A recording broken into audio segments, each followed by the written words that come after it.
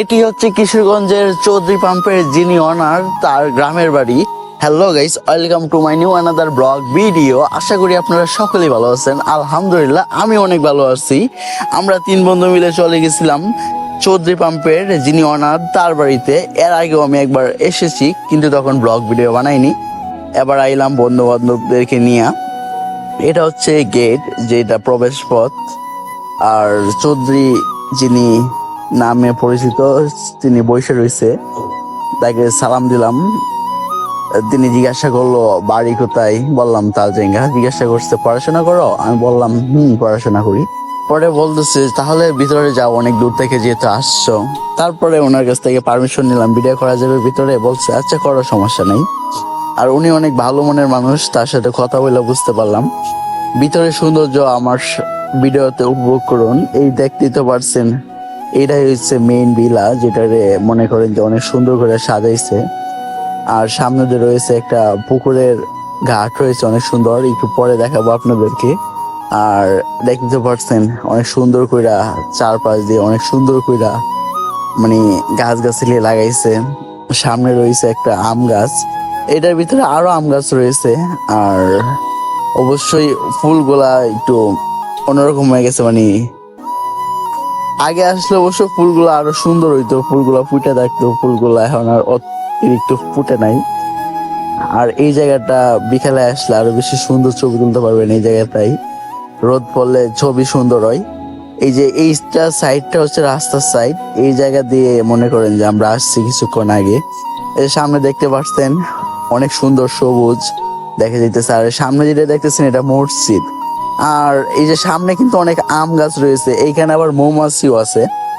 বাকি আমার খামুর টামুর দেয় নাই, একা একা যাইতেছি। বন্ধু বান্ধব যারা আছে তারা ওইখানে দাঁড়ায় হরিণ দেখতেছে, ওইখানে আবার হরিণও আছে। দেখতে তো পাচ্ছেন অনেক আম গাছ এই জায়গায়। আর এই যে সামনে বসে রয়েছে গেটের কাছে চৌধুরী সাহেব। আবার আগের বার আসছিলাম বলা, তখন এই জায়গায় যে দেখাশোনা করে তার কাছ থেকে পারমিশন নিয়ে ঢুকছিলাম। আবার উনি কিন্তু বসে রয়েছে এইখানে আসছে। আমি কিন্তু ওনাকে চিনতাম না, বাট এইবার চিনলাম। তা আবার উনি পরিচয় দেয় নাই, আমি বুঝে নিছি যে উনি চৌধুরী সাহেব। আবার আরেকজন বলতেছে, পরে চিনলাম যে উনি চৌধুরী সাহেব। আর ভিতরে দেখতে পারছেন এই পানিটা কিন্তু অন্যরকম হয়ে গেছে, পানিটা পরিবর্তন করা হয় নাই। পানিটা মেবি দুই সপ্তাহের মতো হবে পুরানো। আর এই যে বলছিলাম গার্ডের কথা, এই সামনে রয়েছে গার্ডটা। আর এই গার্ডটা কিন্তু যে এই গার্ডটায় যাইতে পারি নাই, অন্য দিক দিয়েও যাওয়ার কোনো ব্যবস্থা নাই, গেট না খুললে ভিতর দিয়া। তার কারণে ভিডিও করতে পারলাম না। আবার এই যে হরিণ দেখাইতে চলে আসলাম এখানে।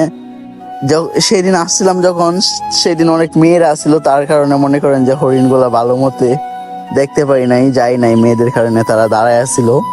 আর হরিণ গুলা কিন্তু এই দেখে ভয় পাইতেছিল, দূরে দূরে চলে যাচ্ছিল। আর যে বন্ধুরা আইছিলাম তারা অনেক খুশি, যে বলতেছে হঠাৎ করে রাফি তুই চলে আসলি, আমাদেরকে বললি শোনায় যে এই জায়গায় আনবি। আর এই যে হরিণ কিন্তু দৌড়াদৌড়ি করতেছে।